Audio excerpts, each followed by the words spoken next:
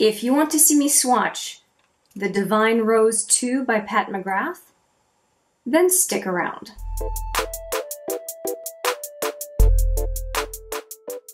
Hi there, it's Hélène, and yes, we are going to swatch this beautiful, beautiful palette. I received this one along with two other much smaller items from Pat McGrath just this week. I had ordered it last week, and unfortunately it comes in and there's the names and the palette separate, and this is the artwork on this box is beautiful. Despite the fact that it came damaged. I talked about that in the unboxing. If you want to see more about the unboxing, it's right there. But for today, because I've already had that whole discussion, for today we are swatching this palette. And we'll put this right in front of me so I can see the shade names for you. And we are going to take a look at this guy, which I had upside down apparently. Of course, this is always fun. So there's the plastic tab for the mirror, and we're going to make it official. I love that. Okay, so here are, you know what, I'm going to hold it right side up. Here are all of the shadows in this palette, 10 shadows as usual. And the one I'm so excited about is this one right here, which shifts from green to pink. There we go. Now you see the green, and now you see the pink. And apparently she is calling it a trichrome. And if you've taken a look at my swatches video for the Clionadh shadows, which I'll put right here, Pat McGrath has some stiff competition. And that is really why I got this palette, because for such a high-end company to be touting their trichrome, which I don't know why they went with something called trichrome, because to me multichrome says it. It's called, this one's called VR Sextraterrestrial. Okie dokie. So I was very curious about this shade, and we will see how it performs. With 10 shadows, I'm going to do, I think, sets of 3 swatches and then 2 sets of 2 for the special shades. Usually the special shades are on the far end of the palette. So we're going to do 3, 3, 2, and 2, I think, so that we can get through it with the best swatching fingers that I can use. So we're going to do the top left-hand 3, which are Skin Show Rose Opal, Naked Blush, and Eleganza. Those are the first 3. So Skin Show Rose Opal, Naked Blush, which I figure I can use as a blush. So it looks like a good blush color. And then the third one is, I should have remembered, Eleganza. Now every time I use this palette, I'm going to think of RuPaul's Drag Race. So those are the 3. Hopefully you can see the colors okay. Okay, so here we go. This is very much like my skin color. Skin Show Rose Opal,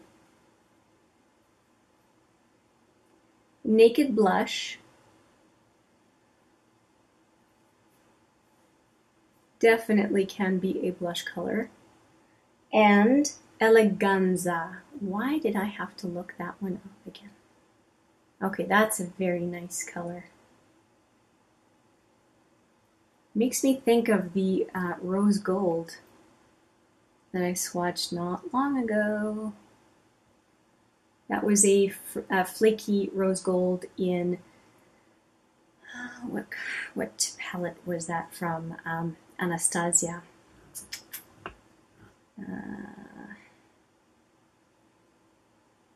More recent one from Anastasia that I swatched. I think it might have been in the Norvina. Anyway, this is the second go. Okay, so we have Skin Show Rose Opal. Speaking of flaky, that one's pretty flaky. It has a shift, a beige to icy pink shift. And then the second one is Naked Blush again. Why am I not remembering that? And then Eleganza.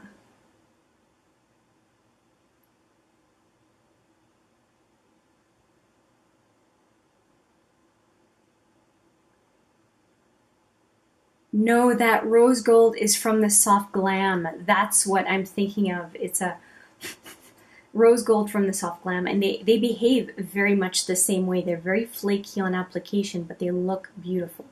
Okay, so we have our first three, and so far I could duplicate anything of this in my collection for a similar look. So hopefully it's going to get more special. So we did these first three, now we're down to these three. And those are, let me just show you again. Extreme Burgundy, Divine Dusk, and Rose Seduction. It's a good name for that one. Okay, Extreme Burgundy. The mattes are always quite powdery, but I don't mind that. Divine Dusk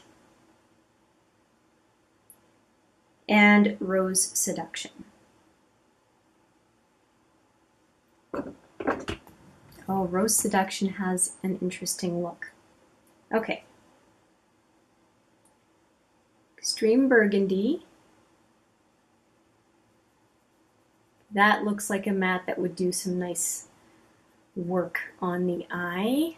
And these two look like they would look really good together. And then we have Divine Dusk.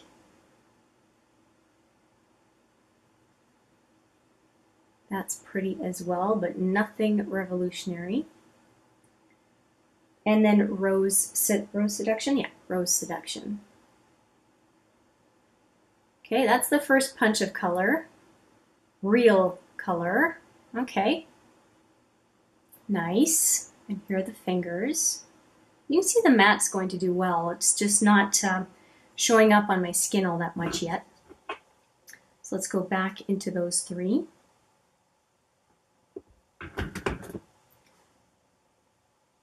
Okay, so Extreme Burgundy. Mattes are always better on the second pass.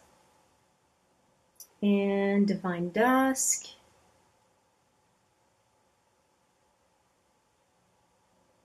And Rose Seduction.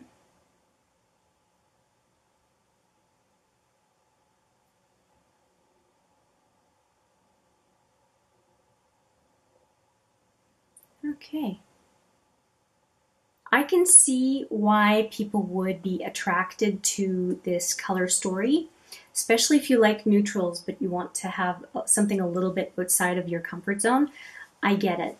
But these are definitely not why I bought the palette. So it's really going to be the last four that are going to make it or break it for me for this palette.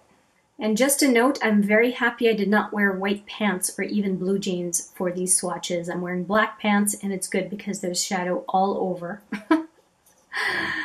The mattes are pretty crumbly. Okay, now we are down to the last four. So I'm going to do the top two and then the bottom two. And the top two, there's stuff everywhere. Okay, the top two are going to be Bronze Rosé 005 and then Gold Lust 001. Okay, and just those two. They don't look like special shadows to me. They look just kind of basic. So let's swatch them.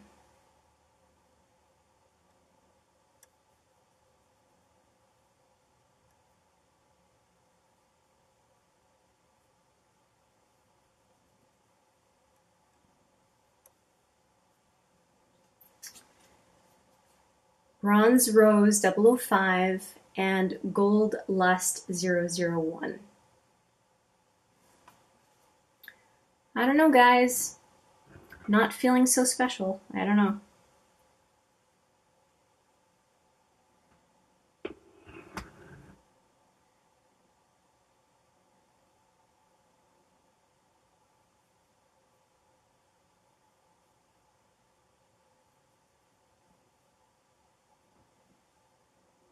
I mean, they're okay. Are they going to look good? Sure.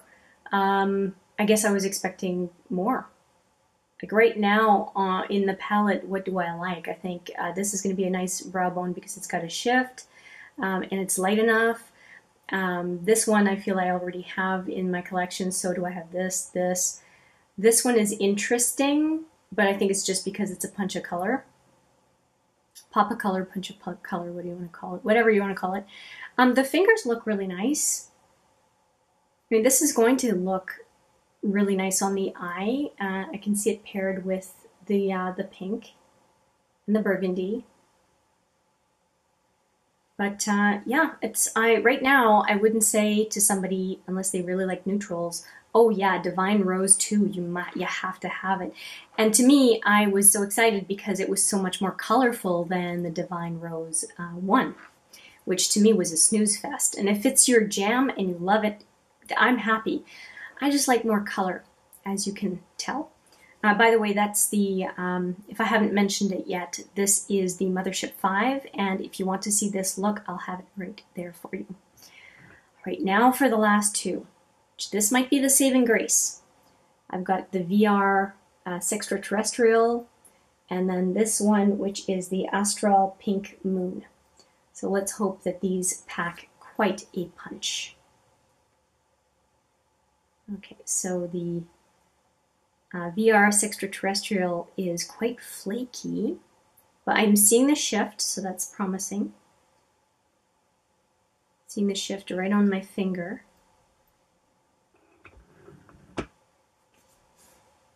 So Extraterrestrial, you can see it on my finger, and then the Astral Pink Moon. Extraterrestrial.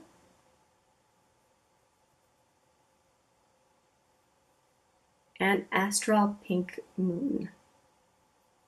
Moon or mood? Moon.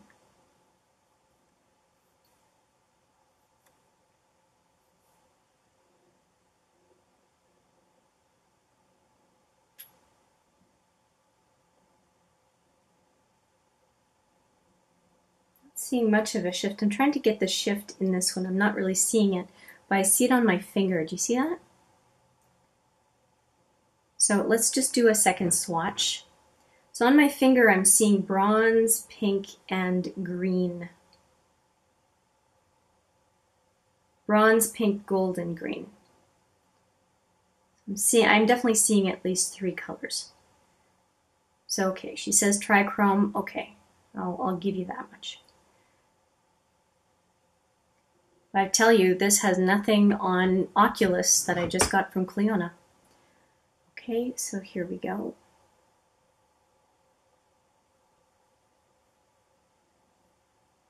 The green is coming through on that Extraterrestrial color.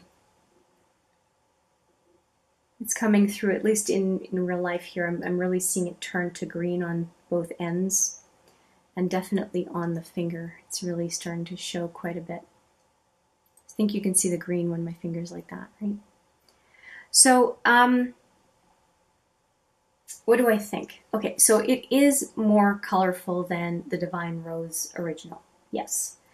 I'm going to just wipe my fingers here before I put shadow all over the place. And, I will say I think I like the Mothership VIII color story more already. And there was a duochrome in there, which is what I'm wearing.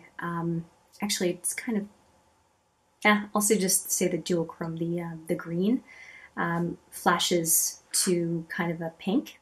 And it does do a look like I was hoping that it would do, which is nice. But now for this one, I had really high expectations, and right now, looking at the swatches, I'm kind of going, did I buy it for the pink box? Because that's an expensive pink box at like 155 bucks. I'm going to have to give it a shot and see. And it doesn't have very many mattes, which is interesting to me. I mean, this is a matte, this is a matte, and that's it. So I think that it was meant probably as a companion to the Divine Rose 1. That's the only thing I can think of that makes a whole lot of sense. Now, given that I have the Mothership V and the Astral Quad, now the second one that's more neutral, I have more to play around with from Pat McGrath, but I'm going to say this palette to me is no more special than this 6 pan from Pat McGrath, which was the Bronze Temptation, Mothership Sublime Bronze Temptation, I think is what it's called. Can't figure out the names. But this one has some significant, has 3 shadows that are duochrome in here, and they really pack a punch. You can see you've got the gold, you can see a special right in the middle there. The green is really funky. And this one is that requisite gold in the pan. Corruption down here is really quite a special shade, as is Provocateur, and it's the last one, Supernova. Those are all 3 really, really neat shades. And so I think, like, if I were to repurchase either one of them, which one would I go for first? It would be this one.